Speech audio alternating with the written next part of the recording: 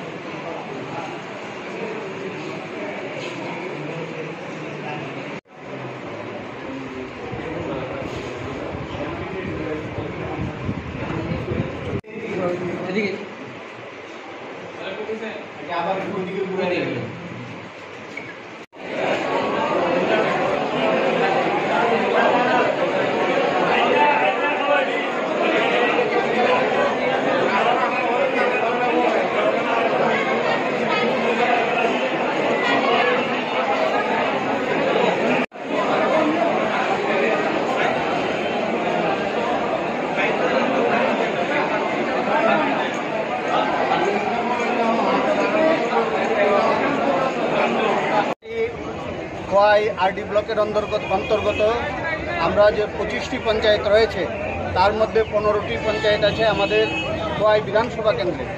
আমাদের এই 15টি পঞ্চায়েতের মধ্যে 147 জন পঞ্চায়েত সদস্যের জন্য আজকে আমরা নমিনেশন প্রদান করতে খোয়াই মণ্ডল কার্যালয় থেকে আমরা মিছিল করে এখানে এসে বিডিও অফিসে আমরা নমিনেশন প্রদান অনুষ্ঠানে আমরা অংশগ্রহণ করেছি।